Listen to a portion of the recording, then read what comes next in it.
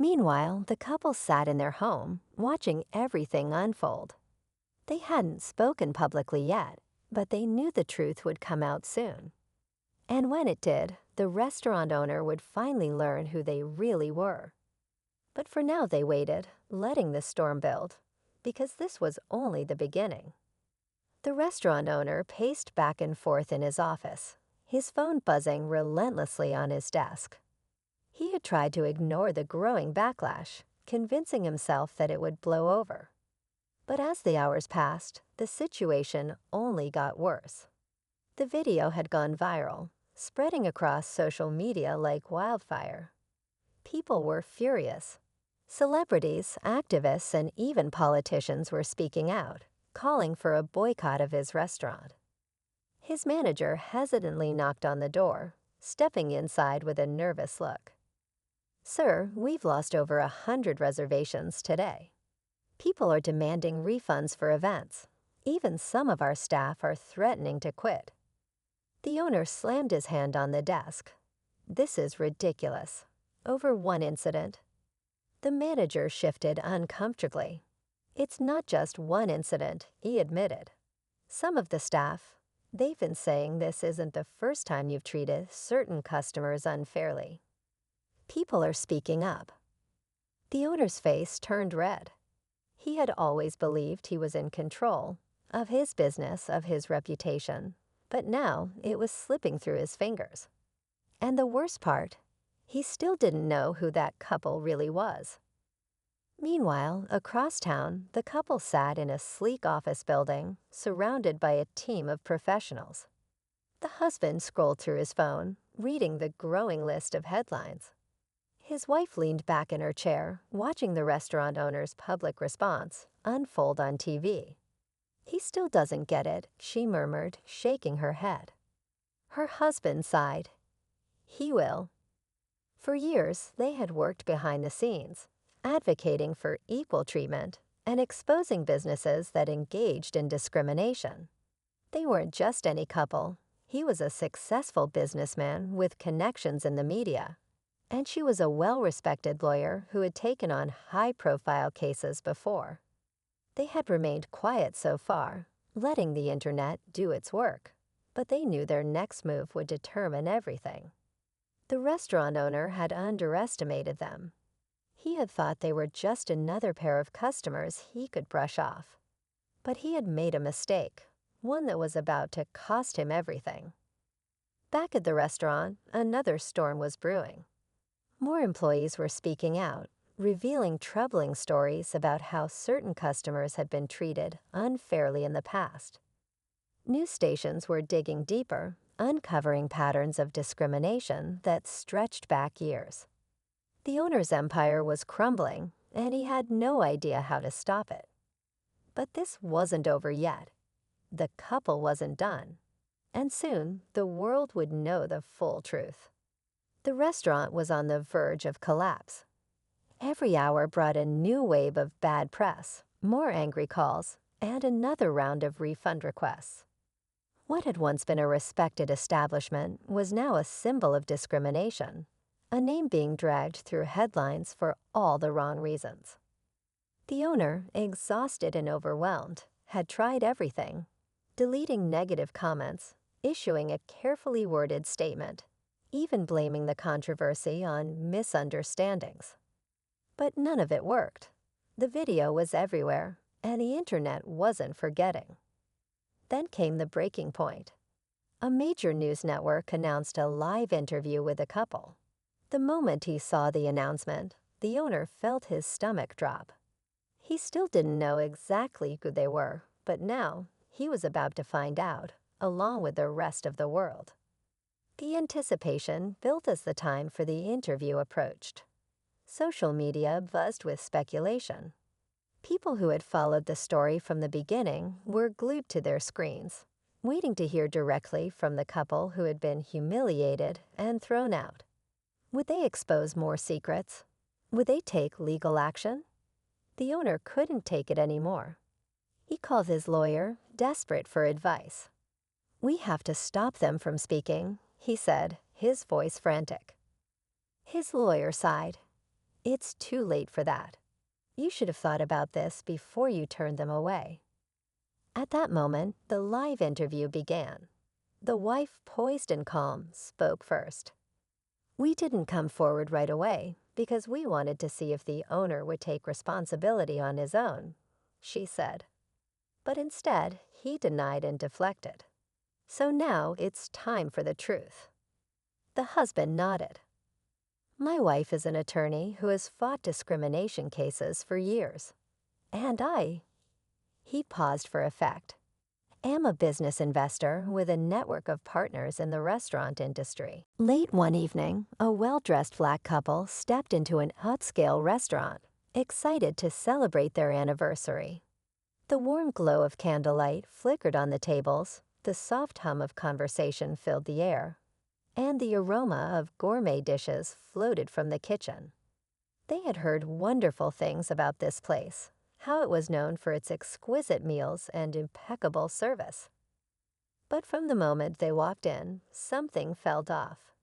The owner, a middle-aged man with slicked back hair and a neatly pressed suit, eyed them with clear disapproval. His smile, which had greeted other guests, vanished as soon as he saw them. He leaned toward the hostess and muttered something under his breath. Moments later, she hesitated before approaching the couple with an uncomfortable look. I'm sorry, she said softly. We're fully booked tonight. The husband glanced around. Half the tables were empty. That can't be right, he replied, trying to keep his voice calm. We even made a reservation. The owner stepped forward before the hostess could respond. His expression was tight, forced. Look, I don't know how you got that reservation, but we don't have space for your kind here. The words stung. The wife clutched her husband's hand, her heart pounding. Our kind, she repeated, her voice barely above a whisper. Look, I don't have to explain myself, the owner snapped, his patience wearing thin. You need to leave. Now. A hush fell over the restaurant. Other diners exchanged glances, some looking uncomfortable, others pretending not to notice. The couple stood there, humiliated, furious, and stunned by the blatant discrimination. The husband took a deep breath, choosing his words carefully. Are you sure you want to do this? He asked, his tone measured but firm. The owner scoffed. I don't need to explain myself to you. The wife squeezed her husband's hand and nodded. Without another word, they turned and walked out, their heads held high. But what the owner didn't realize, what he was about to find out, was that the couple he had just thrown out wasn't just anyone. And his actions. They were about to come back to haunt him in a way he never saw coming. As the couple stepped outside, the cool night air did little to ease the burning humiliation they felt. The wife shook her head in disbelief. I can't believe that just happened, she whispered. Her husband, jaw clenched, exhaled slowly, forcing himself to stay calm. He had seen this kind of treatment before, but it never got easier. They walked to their car in silence, their minds racing. The restaurant's grand exterior, with its elegant gold lettering and glowing chandeliers, no longer looked impressive, just tainted with ugliness. As they reached the car, the wife turned to her husband, her eyes filled with determination. He's going to regret this, she said firmly. Inside the restaurant, the owner straightened his suit and brushed off the incident as if it was nothing. To him, they were just another couple who didn't belong in his establishment. He had worked hard to build this business, catering to a certain kind of clientele, once he believed fit his vision of class. He convinced himself he had done the right thing, that keeping the wrong people out would maintain the restaurant's reputation. What he didn't know was that his decision had set off a chain of events he couldn't control. The next day, his staff noticed something unusual. The phone was ringing nonstop, but instead of new reservations, they were getting complaints. Emails flooded in, and online reviews, ones that had once praised the restaurant's service, were suddenly filled with angry comments. "Discrimination has no place here," one review read. Another wrote, "I'll never spend a dime at a place that treats people like this." Confused, the owner frowned as he scrolled through his phone. How had this gotten out? He hadn't realized that someone in the restaurant had recorded the entire encounter. A diner, uncomfortable with what they had witnessed, had posted the video online, and it had spread like wildfire. As the day went on, reporters started calling, local news stations were asking for comments, and even some of his regular customers were canceling their reservations. The owner's frustration turned to panic. This wasn't supposed to happen. The investor stepped out, barely sparing the owner a glance before turning to the couple. "We've been speaking," he said, shaking the husband's hand. "And after reviewing everything, I've made a decision." The owner stiffened. The investor continued, "As of today, this restaurant is no longer yours. The paperwork is already being processed." The owner's breath caught in his throat. "What?" The investor looked at him coldly. "You built this place with my money, and I refuse to be associated with someone who treats people this way." The crowd erupted in gasps. Cameras flashed. The owner staggered back, his world spinning. This wasn't just backlash. This was the end. The wife turned to the cameras. "This isn't about revenge. It's about accountability. And soon, this space will reopen under new management, one that welcomes everyone." The husband looked at the owner one last time. "Maybe next time you'll think twice before judging someone by their appearance." Without another word, they walked away, leaving the owner standing there, speechless. His empire was gone, his reputation destroyed, and in the most unexpected twist of all, his restaurant was now in the hands of the very people he had tried to push away. The owner stood frozen, his mind struggling to process what had just happened. The restaurant, the business he had spent years building, was no longer his. It was over. The cameras continued flashing, capturing every moment of his downfall. He wanted to fight back, to argue, but deep down, he knew there was nothing he could do. His own actions had led him here. As the couple walked away, the crowd erupted into cheers. The people who had once dined in silence, pretending not to see the discrimination, were now celebrating change. Employees who had been afraid to speak out now felt a sense of relief. A toxic environment was gone, and something new was about to take its place. Days later, news spread that the restaurant was undergoing a transformation. Under new ownership, the space would reopen with a commitment to diversity, inclusion, and fair treatment. The couple, however, had no interest in running the business themselves. Instead, they partnered with local chefs and entrepreneurs who had long been overlooked, giving them a chance to succeed where they once weren't welcome. The restaurant would keep its elegance, its fine dining, but this time it would be open to all. As for the former owner, his downfall didn't end with losing the restaurant. More people came forward with stories, revealing a long history of discrimination that had been hidden behind the restaurant's reputation. With no investors left to support him, he found himself struggling to recover. His name, once associated with success, was now a cautionary tale. The couple, however, didn't waste time dwelling on him. Their focus was on the future. They continued their work, using their experience to push for broader change in the industry. And as the grand reopening of the restaurant approached, they stood back and watched with quiet satisfaction. On opening night, the lights shone brightly once again, but this time, the energy was different. Laughter, warmth, and acceptance filled the space. People of all backgrounds dined together, enjoying not just the food but the message behind it. The couple exchanged a glance, knowing they had made the right choice. They hadn't set out to ruin anyone. They had only wanted fairness, respect, and a world where no one would be turned away for who they were. And as they left the restaurant that night, they knew one thing for certain. Change had arrived, and it wasn't going anywhere. The room fell silent. The implications were clear. This wasn't just about one dinner gone wrong. This was about justice, about standing up against a system that had allowed people like the owner to get away with this for too long. Back at the restaurant, the owner's hands trembled as he listened. He had spent years building his reputation, believing he could run his business however he wanted. But now he was realizing the truth. His actions had consequences. And the worst part, the storm wasn't over yet. It was only getting stronger. The restaurant owner sat frozen in his chair, his face pale as he watched the live interview unfold. His mind raced. A high-profile lawyer and a wealthy investor. He had made a mistake, an irreversible one.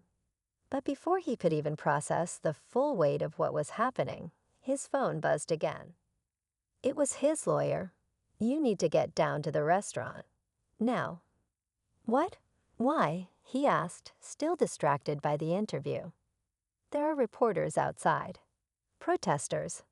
And," the lawyer hesitated, "one of your biggest investors just pulled out." The words hit him like a punch to the gut. He had built this place with the backing of powerful partners. But if they were pulling out, it meant they saw the writing on the wall. His business wasn't just in trouble, it was on the verge of collapse.